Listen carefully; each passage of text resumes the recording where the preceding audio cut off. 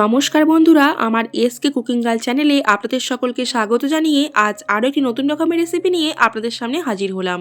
বন্ধুরা, এখন তো প্রচণ্ড পরিমাণে শীত পড়েছে, আর এই কনকনে শীতে এখন কিন্তু পিঠে খেতেই বেশি ভালো লাগবে। চলুন তাহলে আজ অন্যরকমভাবে একটি পিঠে রেসিপি নিয়ে এসেছি। আপনাদের সঙ্গে আজকের এই পিঠে রেসিপিটি বানিয়ে দেখাবো। আজকের এই পিঠে রেসিপিটি একদম ঘরোয়া পদ্ধতিতে খুব সহজেই আপনাদের সঙ্গে বানিয়ে শেয়ার করব। দেখুন বন্ধুরা, এখানে পিঠেগুলি দেখতে কত সুন্দর হয়েছে, যেমনই লোভনীয় হয়েছে, খেতে কিন্তু ততটাই নরম তুলতুলে এবং দেখতেও খুব সুন্দর হয়েছে। আর মাটির স্বাদ ছাড়াই খুব সহজেই কড়াইয়ের মধ্যেই এই পিঠেগুলি করতে পারবেন। চলুন তাহলে আজকের রেসিপিটি দেখে নেওয়া যাক। বন্ধুরা, এখানে রেসিপিটি করার জন্য আমি একটি পাত্রের মধ্যে 2 কাপ পরিমাণ মতো চাল এবং 2 কাপ পরিমাণ মতো কলাইয়ের ডাল ভিজিয়ে রেখেছিলাম। তবে বন্ধুরা, এখানে আমি বড় কাপের 2 কাপ পরিমাণ মতো চাল নিয়েছি আর ছোট কাপের 2 কাপ পরিমাণ মতো ডাল দিয়েছি। এখানে আমি কলাইয়ের ডাল ভিজিয়েছি। এর সঙ্গে কিন্তু কলাইয়ের ডাল ভিজিয়ে ভালো করে পেস্ট করলে সবথেকে ভালো পিঠেগুলি তৈরি হয়। দেখুন, এখানে প্রায় 4 থেকে 5 ঘন্টা ভালো করে ভিজিয়ে নিয়ে এখানে জল ঝরিয়ে ভালো করে মিক্সার গ্রাইন্ডারে এখন ভালো করে পেস্ট করে নেব। বন্ধুরা, আপনারা যদি চালের গুঁড়ি দিয়ে এই পিঠেগুলি তৈরি করেন তাহলেও কিন্তু এই পিঠেগুলি বেশ ভালো হয়। তবে এখানে আমি আজকে এই চাল এরকমভাবে ভিজিয়ে ভালো করে পেস্ট করে নিয়ে আপনাদের সঙ্গে বানিয়ে শেয়ার করব।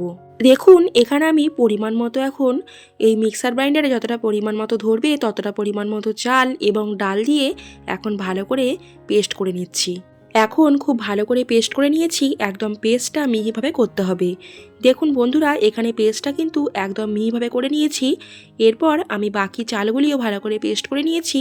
এরপর আমি এখানে গ্যাসের ওভেন জ্বালিয়ে দিয়ে কিছুটা পরিমাণ মতো নর্মাল ওয়াটার এখন ভালো করে একটু ফুটিয়ে নিয়েছি। বন্ধুরা, এখানে কিন্তু অবশ্যই গরম জল ব্যবহার করতে হবে। একদম ফুটন্ত গরম জল ব্যবহার করলেই সবথেকে বেশি ভালো হবে। এখানে যখন মিক্সার গ্রাইন্ডারে পেস্ট করবেন তখনও কিন্তু গরম জল ব্যবহার করতে হবে। তখন কিন্তু কোনো রকম নর্মাল ওয়াটার দিলে হবে না। তাই আমি সেখানে কোনো রকম জল ব্যবহার করিনি। এরপর আমি এখানে পেস্টটা ভালো করে মেখে নেওয়ার জন্য এখানে গরম জল দিয়ে ভালো করে মেখে নিয়ে একটি ব্যাটার তৈরি করে নেব। দেখুন, এখানে আমি একদম ভালো করে মাখিয়ে নিয়ে একটি ব্যাটার তৈরি করে নেব। তবে ব্যাটারটি একদম পাতলাও হবে না আর খুব একটা মোটাও হবে না, একদম মিডিয়ামের থেকে একটু পাতলা সেরকম একটি ব্যাটার তৈরি করে নেব। বন্ধুরা, আপনারা কিন্তু এখানে এই পিঠের ব্যাটারটি ভালো করে তৈরি করে নেওয়ার সময় একটু লক্ষ্য করে দেখবেন ব্যাটারটি ঠিক এরকম হতে হবে। ব্যাটারটি ভালো করে তৈরি করলে পিঠেগুলি কিন্তু খুব সুন্দরভাবেই হবে। আর এখানে ব্যাটারটি ঠিকঠাক মতো করে না হলে পিঠেগুলি কিন্তু খুব একটা ভালো হবে না। দেখুন বন্ধুরা, এখানে এই চাটুর উল্টো দিকে একদম এরকমভাবে একটা স্পট থাকতে হবে। এদিকে এরপর আমি এই ব্যাটারের মধ্যে 1 চামচ পরিমাণ মতো বেকিং পাউডার আর 1 চামচ থেকে 2 চামচ পরিমাণ মতো ময়দা অ্যাড করব। বন্ধুরা, এখানে কিন্তু এই ময়দা 2 চামচ পরিমাণ মতো দেওয়ার কারণ এখানে এই পিঠেগুলি কিন্তু একদম নরম তুলতুলে হবে।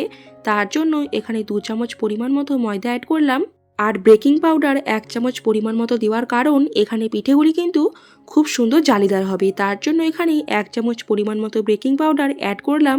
এরপর আরও ভালো করে মাখিয়ে নিয়ে একটা সুন্দর ব্যাটার তৈরি করে নিচ্ছি। এখানে এরপর সমস্ত উপকরণগুলি দিয়ে এখন একটা পারফেক্ট ব্যাটার তৈরি করে নিয়েছি।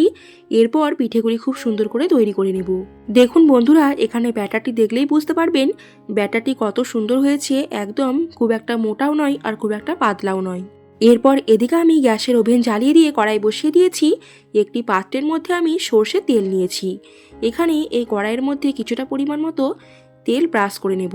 বন্ধুরা, এখানে পিঠেগুলি এই কড়াইয়ের মধ্যে দেওয়ার আগে এখানে একটু তেল ব্রাশ করে নিলে পিঠেগুলি কিন্তু কড়াইয়ের মধ্যে আর লেগে যাবে না, খুব সুন্দরভাবেই খুব সহজেই উঠে আসবে।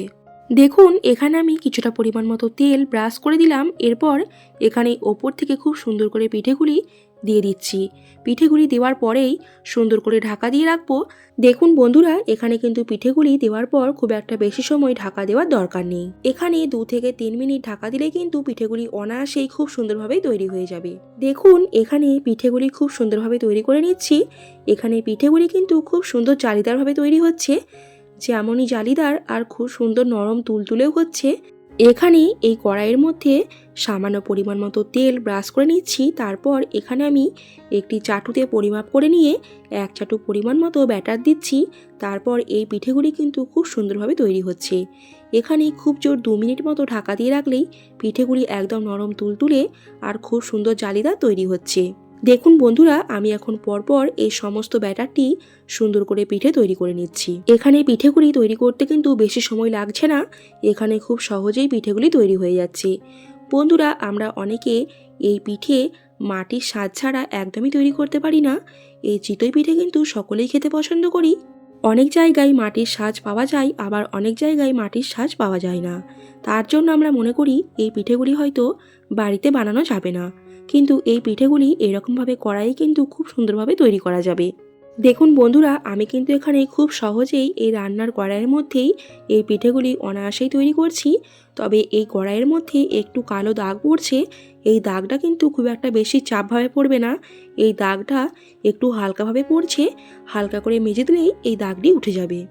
একটা ভালো জিনিস খেতে চাইলে তার জন্য তো একটু কষ্ট করতেই লাগে।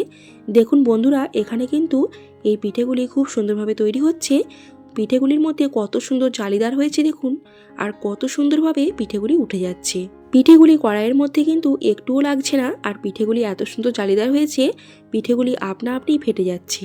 দেখুন বন্ধুরা, আপনারা দেখলেই বুঝতে পারবেন যে পিঠেগুলি কত সুন্দর হয়েছে, দেখতে কত সুন্দর লাগছে, আর কত সুন্দর লোভনীয় হয়েছে।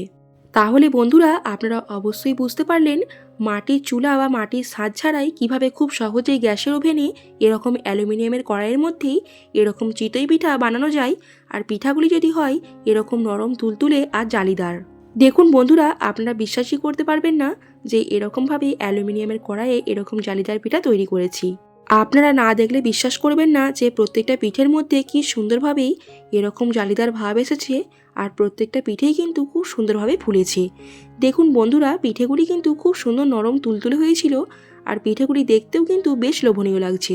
তাহলে বন্ধুরা, আজ থেকে এই মাটির স্বাদ ছাড়াই এরকমভাবে অ্যালুমিনিয়ামের কড়াইয়েই এরকম চিতই পিঠা বানিয়ে দেখুন, আশা করি ভালো লাগবে এবং বাড়ির সকলেই আনন্দ করে খান। এরকম জালিদার আর এরকম নরম তুলতুলে পিঠা খেতে সকলেই কিন্তু বেশ ভালোবাসেন, আর এই শীতের সময় কিন্তু সবাই পিঠে খেতে ভালোবাসে।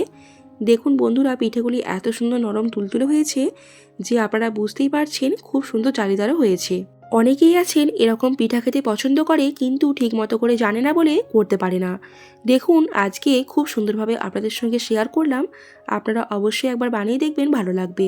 বন্ধুরা, এই চিতই পিঠা মাংস দিয়েও খাওয়া যায় এবং যে কোনো ঝাল জাতীয় তরকারি দিয়েও খাওয়া যায় এবং খেজুর গুড় দিয়েও খাওয়া যায়। আপনারা যে কোনো স্বাদে খেতে পারেন, বেশ ভালো লাগে। তাহলে বন্ধুরা, আজকের রেসিপিটি কেমন লাগলো অবশ্যই কিন্তু কমেন্ট করে জানাবেন, আর আমার নিত্য নতুন রেসিপিগুলি দেখার জন্য আমার চ্যানেলটিকে সাবস্ক্রাইব করে আমার পাশে থাকবেন।